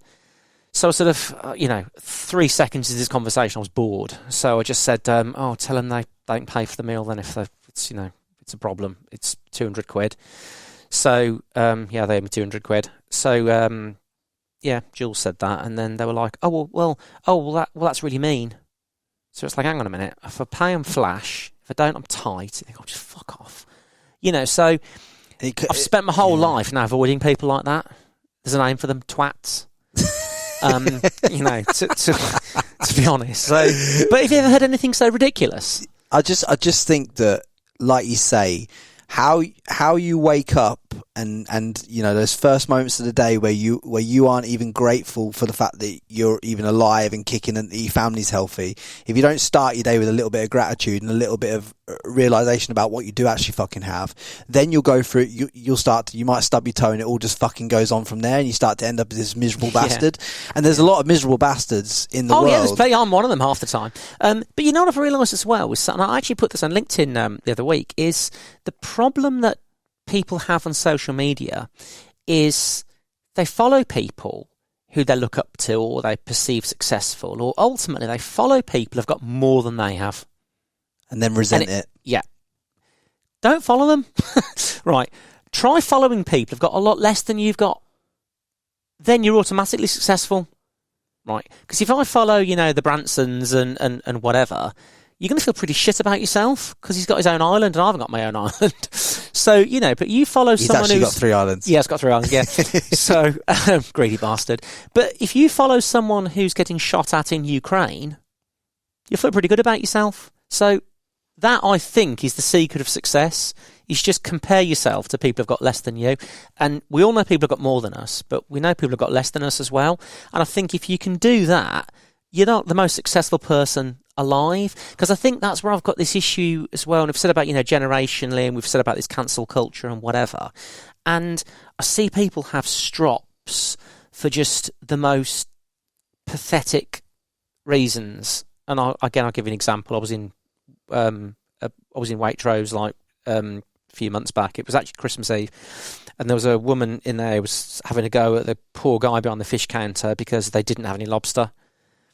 And it's like, oh my God, you don't have lobster on Christmas Eve. It's just like, that's not a problem. It's a nice guy's problem, but it's just like, God, there are some vile people out there. So when I see these people going at people like that, I actually now feel more empathy towards them because I'm like, what is your real problem here? Because it's not the fucking lobster. Yeah, there's something going on in this geezer's like this geezer might be moaning about lobster, but that's manifested itself. But that's not the real truth. The real truth is something a lot deeper than the lobster. Yeah. And again, you see it all the time in sort of like again, I was in a coffee shop the other week, and the woman in front of the coffee shop was so rude to the guy that worked behind the counter, and he just sort of stood there and took it, and I was kind of shaking my head, and I was like, I said something because he couldn't, because it was his job, and I just spoke to this woman. I said, I can't just spoke to him like that, you know. And it was just like, and he actually said to me, "Oh, thank you, he gave me a free coffee." I said, "I don't want the free coffee." I said, "But,"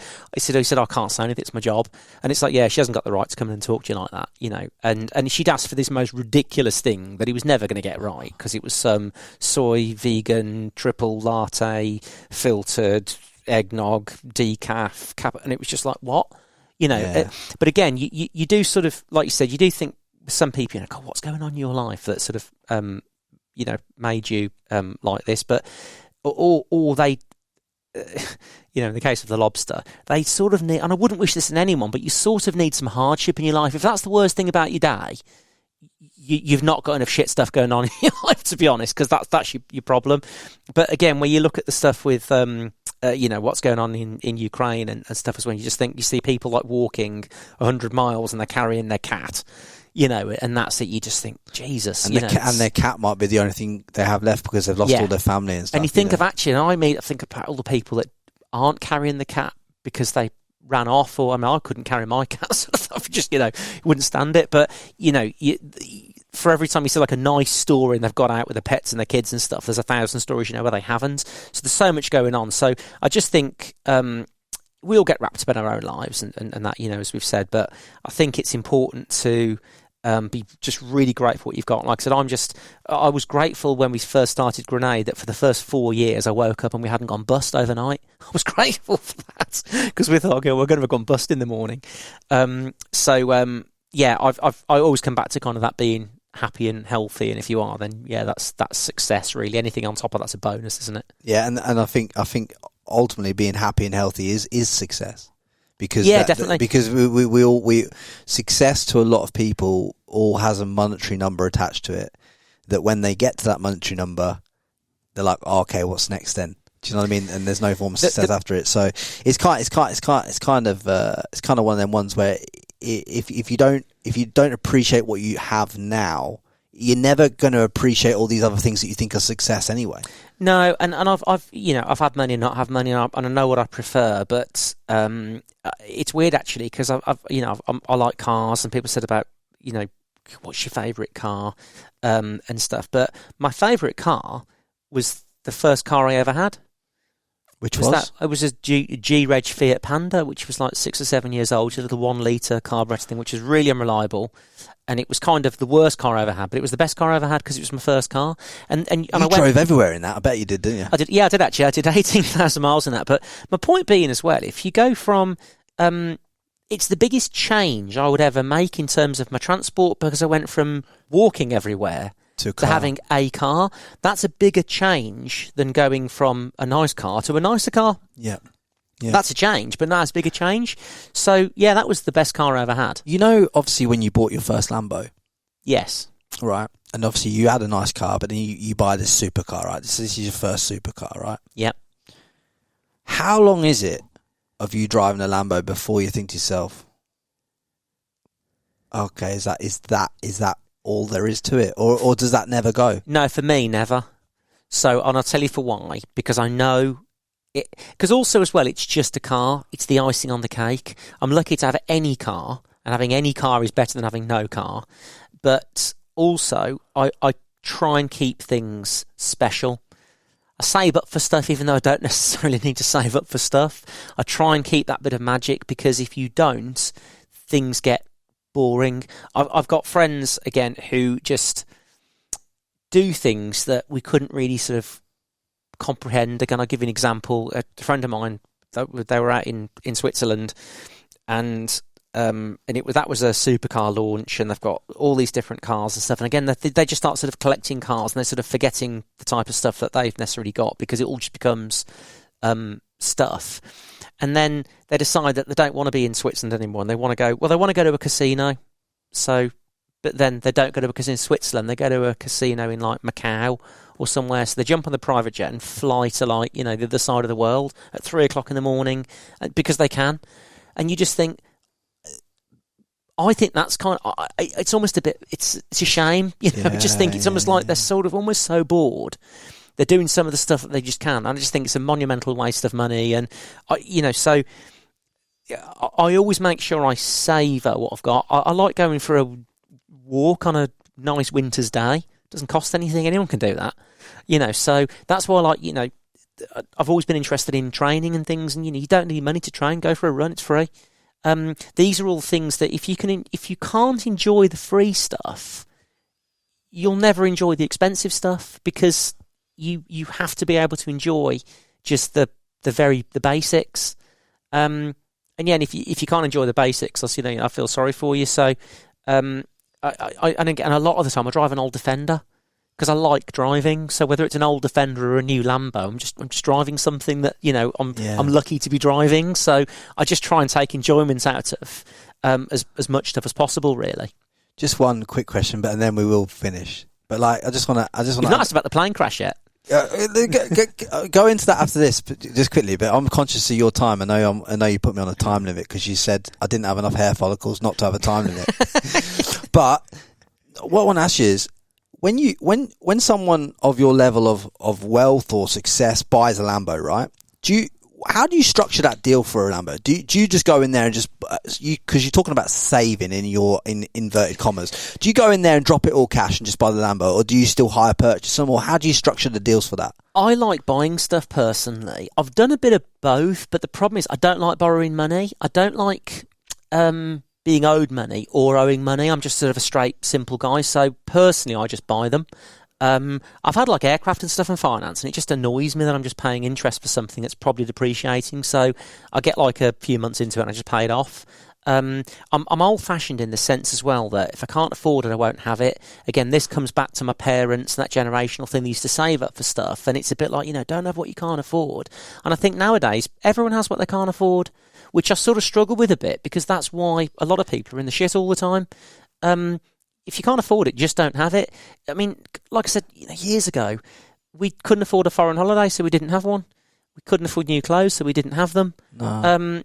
So it was important for me to ask you that question, because a lot of my audience, with the age demographic they are, they're in e-com, they're in this, and they're seeing all these people with Lambos on Instagram that I personally know and are rentals. Oh, they'll all be yeah, absolutely. They'll all be rentals. Absolutely. And the people that I know that actually physically own Lambos, like in terms of, I'm talking about actually like you, that fucking own it. I fucking knew you'd pay for that before I asked you the question. But the reason I wanted you to distill that information is because a lot of these people that follow people on social media see these Lambos, they're all rented.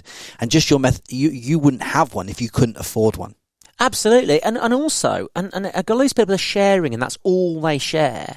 A friend of mine, actually, in fact, I'll tell you, it's Paul Oz, who's the guy that we've mentioned before. We've done a lot of the artwork. I've got Paul's an artist friend of mine, and he said to me a few months ago, he said, because he knows me very well, he comes around quite a lot, and he said, like, the stuff that you could share, he said, on socials, but you don't. I said, well, no, I don't really feel it. I try and share stuff that's got a reason behind it. So I'll do the odd car post, but generally there's a funny story behind it, or there's a point to it. It's not just, oh, look at my supercar, because I just think it's a bit boring. I don't know why anyone would be interested, because the internet's full of that stuff anyway, as you just said. So I'll try and put like a little, like just a reason for sort of sharing that, not just look what I've got. So yeah, I just think about that sort of stuff differently, and the vast majority of stuff I just don't share. And we were having a conversation about someone that we both mutually know on the before the podcast, and he's got a fantastic car collection. You'd never fucking know about it. Yeah, it's quite nice, because people are quite, what happened to being discreet? Yeah, but again, it's just a difference in generation. So I'm not bashing like younger generations. I'm just saying that every generation you get, there's just, you don't know what you don't know. And what we wouldn't do from 40 years ago is very acceptable today. The stuff that, you know, we would do from 40 years ago that isn't acceptable today. And, you know, like I said, times change, but people don't necessarily. So, yeah, I need a reason to sort of share stuff specifically. I can't really see what you gain from doing it. You don't know how much value there is in what you've just said there about Lambos, because it's that is something that really worries me about my generation and the generation after me, is the fact that we're all massively exposed to the Lambo culture and the supercar culture, and we don't have enough information where people like you are distilling how you've structured a deal to go and buy that. Okay, well, I've done this and this in business for fucking 12 years. I've built a brand. I've had £27 in my bank. I've saved up, even though I don't need to save, I could go and drop this, but I've saved up, and then I've gone, right, okay, now I can go and I'll buy it outright, and I won't put it on socials because I don't need to, it's not for that, it's for me. Right, and it's also why they're buying it. It's like a lot of people that are buying it that I'm talking about are not buying it for themselves even. They're buying it for the exposure, for this, for that. And I like the way that you've done it, because you and that other person that we're talking about, mutual friend of ours, it's not that you buy them because you fucking love cars and it lights you up, and that's what I wanted them to understand. Well, this week you've made a comment because I shared my new plane, and the only reason I shared the picture of the plane was because there was a story behind it. I don't know if you remember what the story was. I did read the story. You've forgotten. There was something poignant there, which is obviously so poignant you've forgotten it. And it was 3 days ago.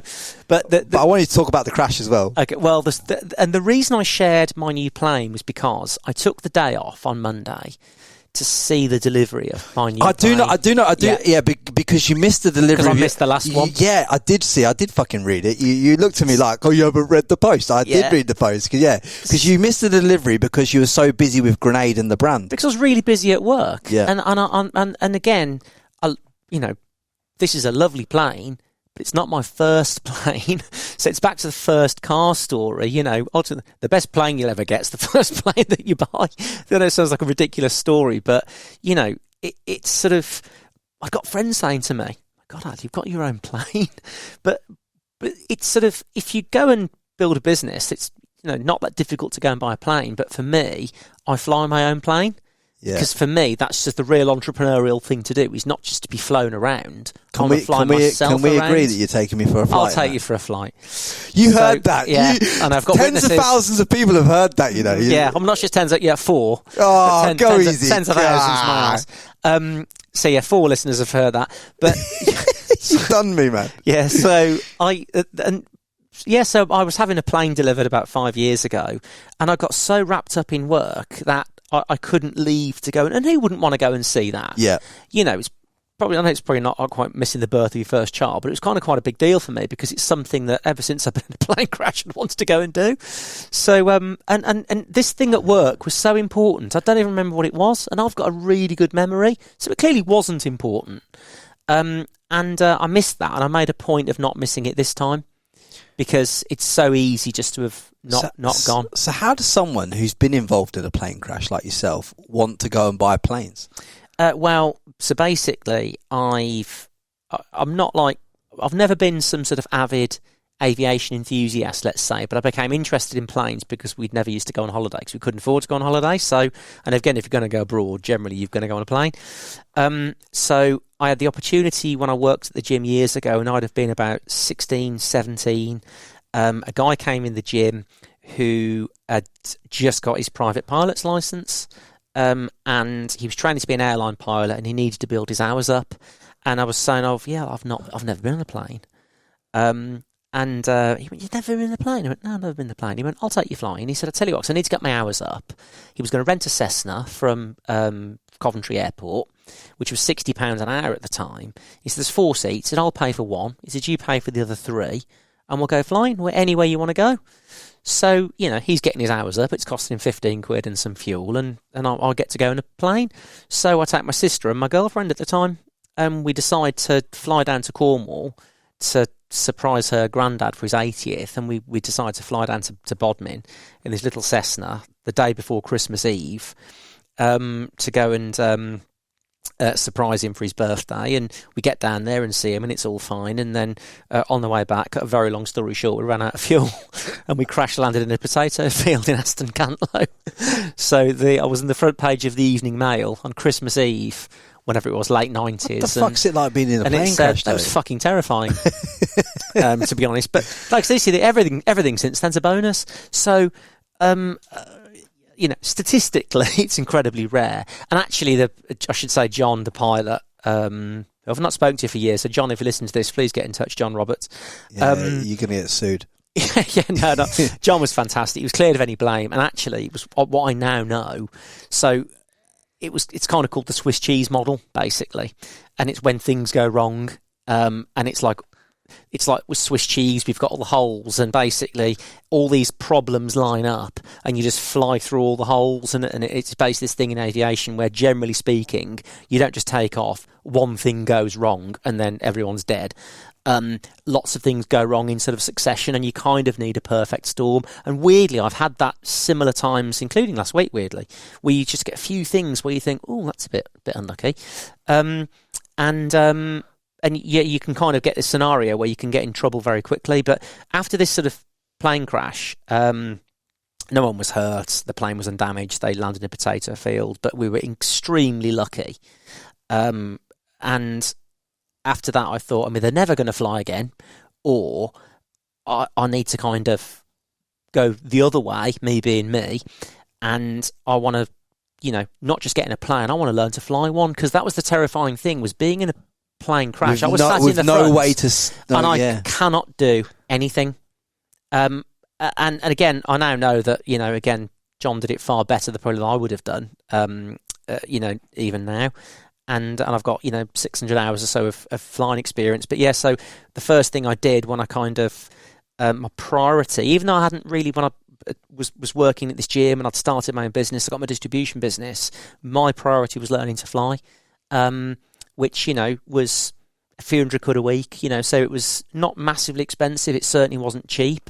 But, I made sure I had like 1 or 2 flying lessons a week, and I passed my pilot's license at the time in the bare minimum amount of time. It was 45-hour limit, and I passed it bang on 45 hours. I think I flew solo at 6 hours, and at the time, no one had ever flown solo in less hours. But again, like I said, I decided I wanted to do it, committed to it, and then went every week for a year and learnt to fly. And then I learnt to fly, and then I flew around for a year, took my girlfriend flying, took my mum flying, and then I sort of got bored. There was no reason to do it, and I sort of stopped. And then, the business sort of took off, and I became engrossed in the business. And then, back in sort of 2017, I thought I'd always regretted sort of giving up flying, and I revalidated my licence and bought a plane, and now I use it all the time, and it's sort of changed my life. That's mad.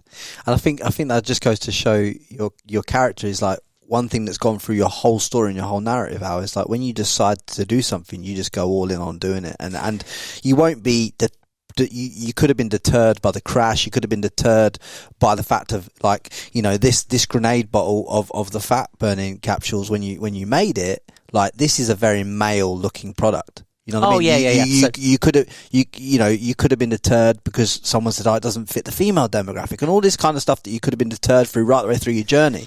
And this is why, that's a good example actually, because this is why, like I said before at the start, I just want the best person for the job. Everyone be themselves, do what makes you happy, be polite and respectful to everyone, and then whatever you want to do in your private life, go and do whatever you want to do. And like I said, we just hire the best people for the job. But you're right, back then, the campaign, when people were sort of marketing towards women in the fitness industry, it's different now, but I think we're probably one of the reasons it's different. They would market to women in the fitness industry. It had to be kind of, pink and cute and fluffy, because that's what women like. And I never understood that. So we came up with this philosophy where, like, the other brands would sort of, if say they do so that's our fat burner you're looking at, the green bottle, and they'd say, what's the women's one? So, well, this one, women can use this one, men can use this one. It's not exclusive to men. It's, not designed for women. It's the best product you can get to put in your body to help you lose weight. And other brands like were making it pink and, sort of, I'm exaggerating, but not putting kittens and stuff on the box. And we just thought that was like incredibly patronising. And we come up with this slogan of like, oh, you'll pink it and shrink it, because that's what everyone did. They make it pink and make it half the size. And it was like, a women's dose of everything was like half the size of the men's.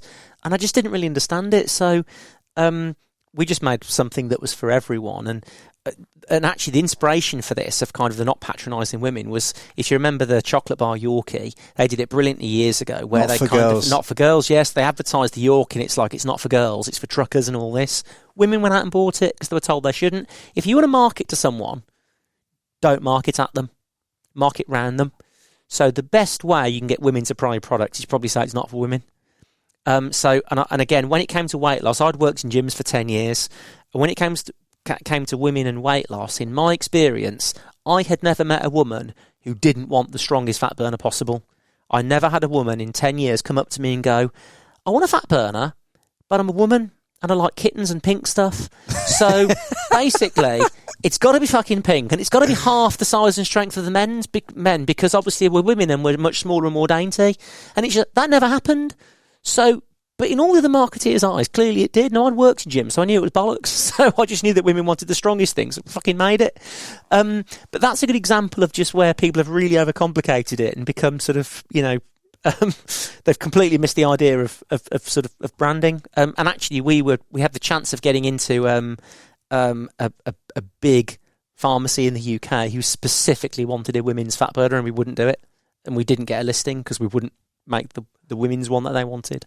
Yeah, it's mad, isn't it? It's mad. It's mad when you just broke that down the way you just said that, where it's like, women just want what fucking works. Yeah, it's so true. But I've never even thought about that myself. Well, it's almost like, for me, taking it a stage further, where you've got the women's version of something, and like, it's pink and cute and fluffy and half the size, it's half the strength, and all this. It's almost like saying that, we would know that. Is that like saying women can't train as hard as men? Of course they can. It's sort of, they're immediately being sort of wrapped in cotton wool and sort of patronised. And, God, when I was training at my hardest back in the day, I was training with a girl called Debbie, who was like on the British Olympic team for fencing, and I was trying pretty hard, and she, I was training with a woman, and I was like a 17-stone sort of male bodybuilder, but comes back to this. I just want to train with people that's serious, that want the best. I don't care if they're male, female, a toaster, whatever. I don't care about someone's gender or whatever. I just want to be with someone who's got the right mentality. And I think nowadays it just all gets taken sort of, it's far too seriously, and people should probably give themselves a bit of an uppercut every morning and take themselves less seriously. And I think on that one, Al, I think we let you get back to your day. And I find, you've had nothing but 19 hours in with this podcast. Yeah, do you know what?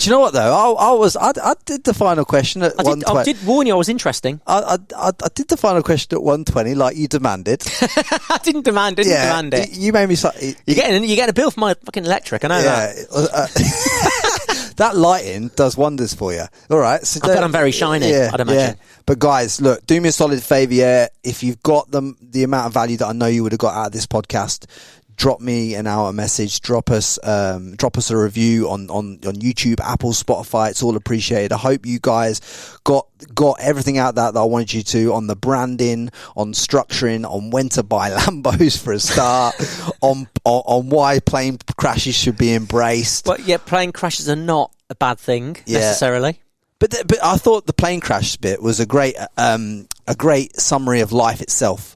Because there's a lot of crashes that you'll go through in life, and it's all about getting back on the horse, and that's what it's like, and that's what I've got from a lot of your journey. I just want to say I really appreciate your time, mate. And, my pleasure. And do you know what? Just because we're on the plane crash thing as well, an analogy you've just made. You're right. It's learning to sort of spot the signs, and again with flying, I've always got something up my sleeve.